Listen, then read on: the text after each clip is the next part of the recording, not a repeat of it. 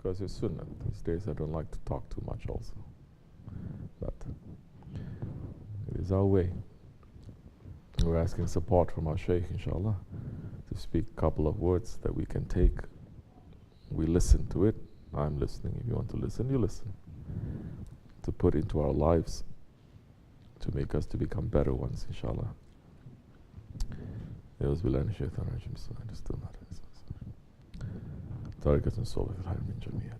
Our way continues with association. Without association, people, they get lost. They think they know Islam, they get lost. Those who come out from the flock, the sheep that comes out from the flock, even if they're the strongest sheep, the wolf is stronger than that.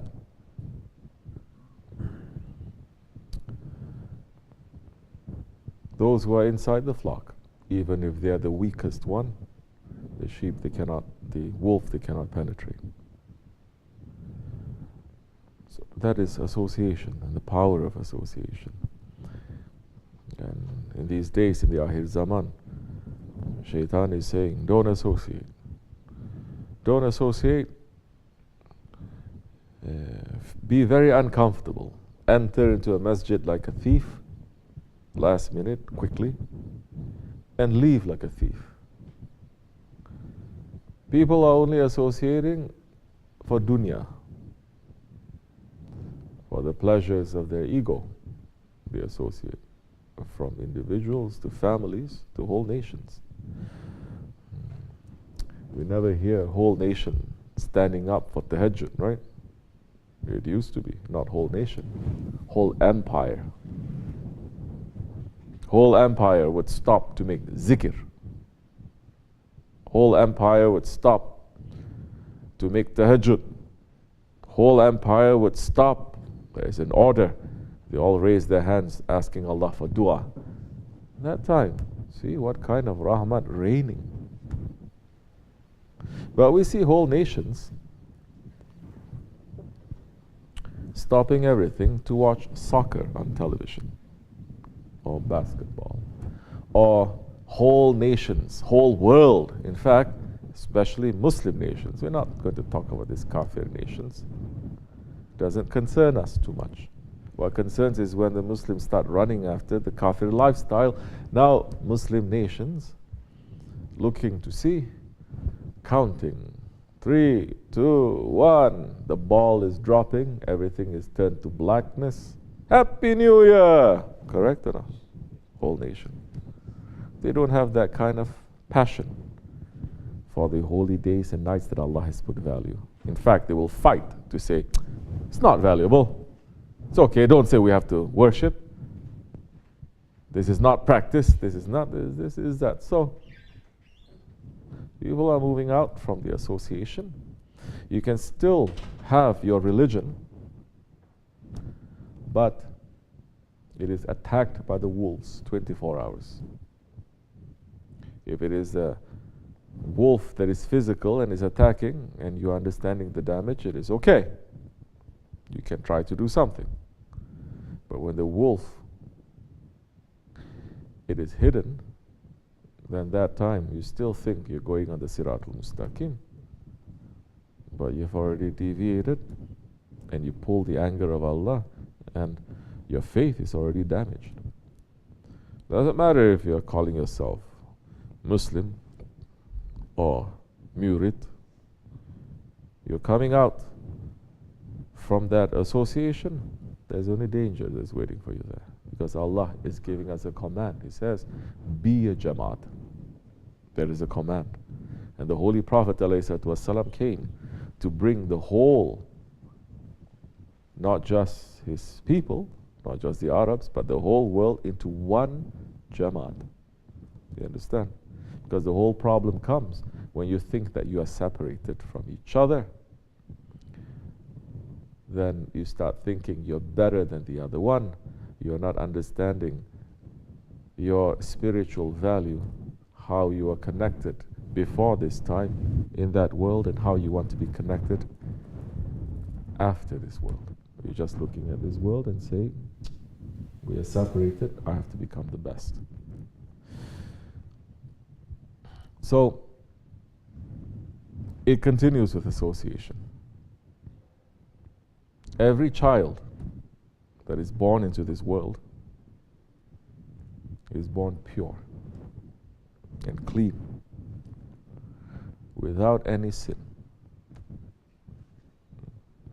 They are protected. There may be interferences here and there, of course, coming. We're not saying that in the same level as the prophets, because Holy Prophet ﷺ is saying Shaitan will touch every child that is born into this world, exception a few, that is foolish ones. You see, he's saying Isa alayhi salam, but he's not talking about himself. That means that he is touched. Hasha, astaghfirullah. They're not understanding what is modesty. Just like if Shaykh Maulana says, I know nothing, people say, you see, he says he knows nothing. Shaykh Effendi saying, I'm the weakest one, and says, he is the weakest one, don't you see? Yes. Because they're not having that intelligence. So every child that is born into this world, black or white, brown or yellow, every child, from first world countries to third world countries, every child, Muslim and non-Muslim parents, every child is born pure. Every child is born intact with the knowledge of their Lord, with angels that are surrounding them, protecting them and praying for them. That man has to go out of his way to destroy them, because a child by itself is protected. But mankind has to go out of his way to become more shaitan than shaitan, to destroy innocence like that. Because it is not also in the capacity of a man to destroy innocence. It's not. This mind cannot carry that. The heart cannot carry that. You have to kill this mind and kill this heart to be able to do it. You're no longer human at that time. So every child has this faith, this closeness to Allah subhanahu wa ta'ala. Before they reach the age of maturity, if they pass from this world, they are protected and they go straight to paradise. They have their wings. We came into this world, all of us, with Islam and with Masum, with submission, because the child, by its nature, it submits to everything, and it is protected. But once the maturity sets in, the mind now starts pulling, the blood starts pulling, the body starts pulling, then if you are not trained and if you are not raised when all those things are pulling for it to be pulled down, to anchor in the original faith, the Iman, you're going to fly off. Which is why in Islam they say when the child reaches the age of 7, it's good to pray. Are we going to wait until they're 7 years old? No, because you are not stupid people. We're intelligent. People know how to take care of their health and their diets from early age. They know the kid, we shouldn't introduce them to so many wrong things when they're young. No junk food, no sugar, no this and that. Are they preparing them? What are they preparing? For adulthood. But they start very young. Faith is like that too. It starts very young. It starts even before that. It starts when it's the belly of in the womb of the mother. It starts in the time when the father and the mother, they are together. Before that, it starts from the time that they are together and they are having nikah in a halal way. Because, look, if the beginning is wrong, the ending is going to be wrong. If you are not fixing your beginning, the ending is going to be wrong. Your beginning is wrong, then after a while you discover you're trying to fix. Some help may reach to you, depending on how you're going to hold on properly. But you're not caring, then it is impossible for the ending to be good. So the kid now, when he's raised, being raised. There are things that you need to do. If not, he's going to cut off his wings, like Maulana is saying. And he's not going to fly to find Allah. Because the whole purpose of us being here in this world is to know Allah and to worship Him, to fly.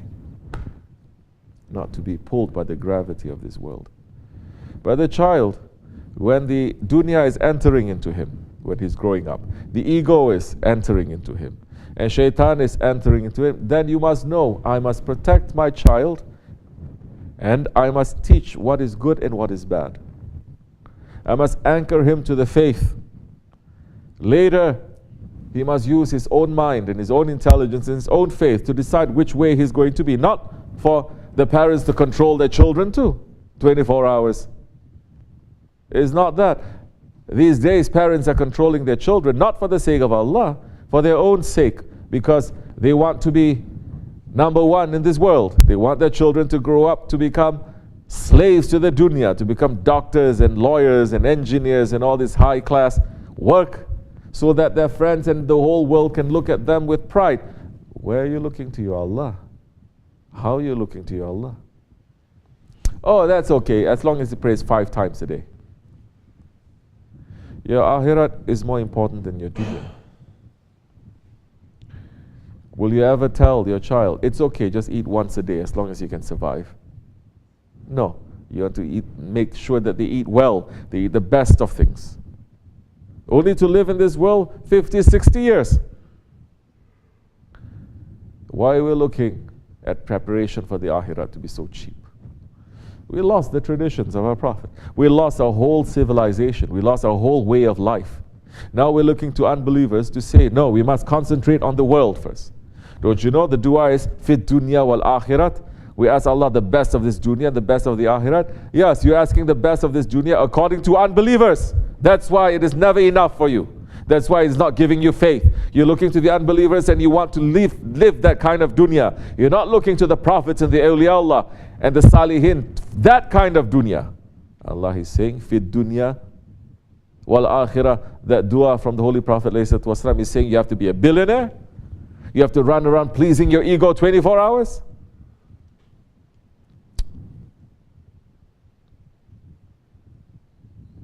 The parents are responsible. If you really want to look how you are, look to your children.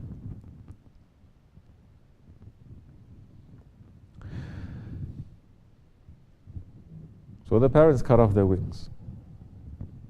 The child is born with a natural, innate sense of shame, sharing, taking care.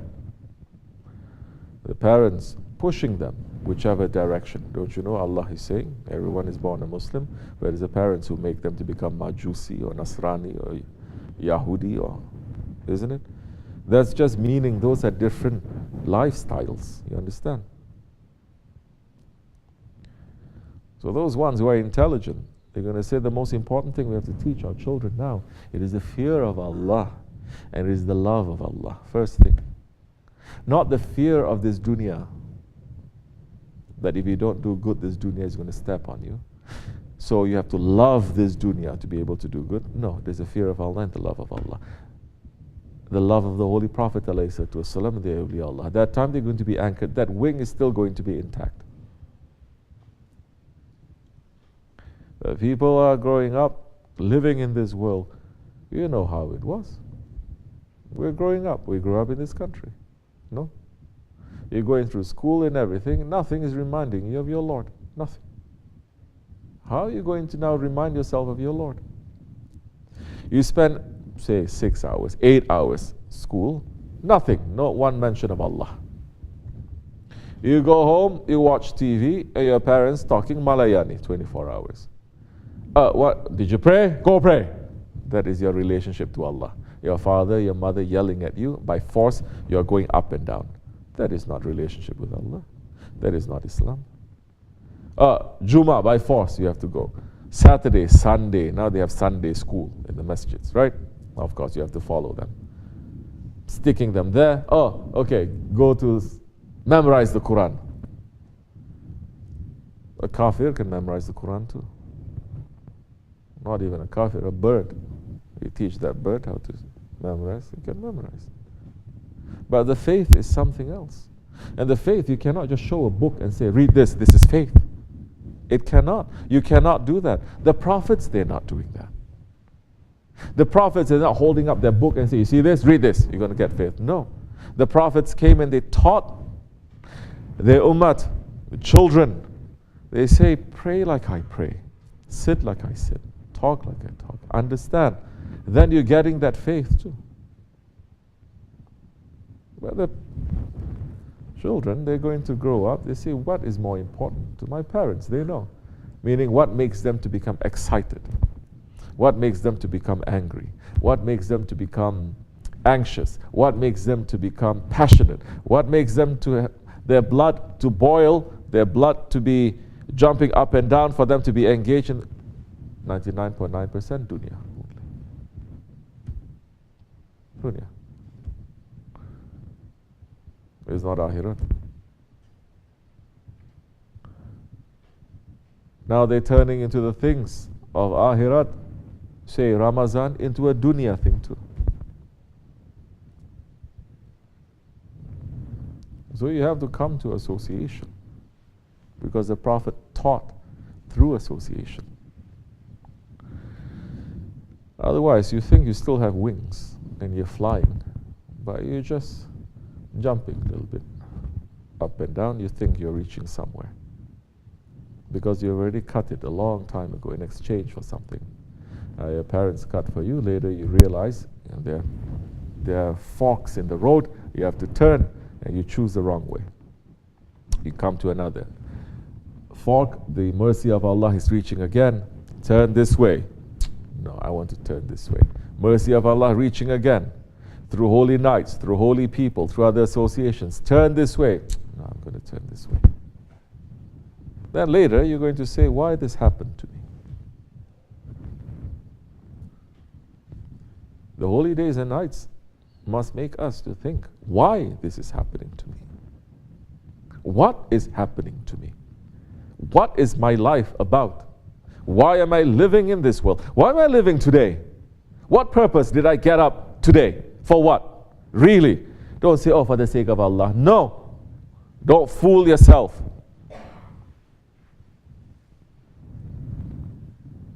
Then you're going to discover certain things. And you say, astaghfirullah. Help me. Just that, don't you know? It's just by admitting to your own weakness, more faith will reach to you. What a merciful Lord it is. It is like you're a boss and your worker is committing all wrong things, stealing from you, cursing at you and doing this, and just him saying, I'm sorry, you say, okay, you write him a check. You say, promote him. Later he does it again, and he says, I'm sorry, and then promote him again.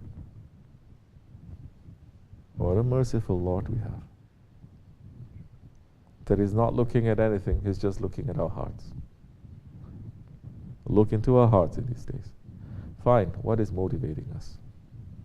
Some people, they say, no, I'm not looking for the pleasures of this dunya. Yeah, you are not, but you're looking for your ego only. What your ego likes to do? My ego likes to be sad. My ego likes to be depressed. What are you depressed about? You think you know depression? You think you know difficulty? Maybe we should make you to taste a little bit. You think that is difficult? As believers, as murids, how we can say that? Knowing how the holy ones that Allah loves, they love Allah, Allah placed them into so much difficult situations. So we have to pull ourselves back and ask, what am I living for?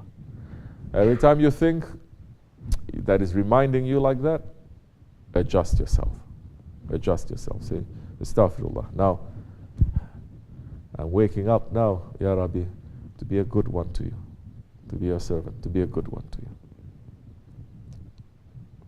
Or you're waking up and you think, what I'm going to eat today.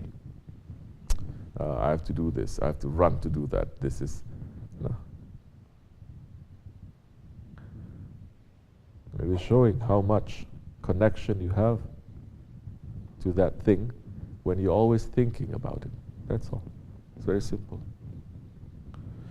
You think you love Allah, but you don't really think about Him. You think you love the Prophet ﷺ, but you don't really think about Him. It's not bothering you that you're doing things that is making Him to be disappointed, to be sad for us. It doesn't bother you. If it bothers you, that time any little light that is out there, you're going to run. You're going to find. You're going to say, let me sit in this Jamaat a little bit. Push my ego aside. And that light and the mercy that is coming to the group, we don't know who is there in that group that Allah is loving. Maybe the one that you don't like sitting next to you, that one, because he did something that Allah loves, that is hidden. Allah is putting this tajalli on that, and you are blessed because you're in that association. May Allah forgive us, inshallah. May Allah make us in these holy days and nights, give us new wings to escape from this world and ourselves back to our own reality, to Allah subhanahu wa ta'ala. May Allah forgive me and bless you for the sake of the Holy Prophet ﷺ, Sultan al-Awliya and Sahib al-Saif. Al-Fatiha. Amin. Assalamu alaikum.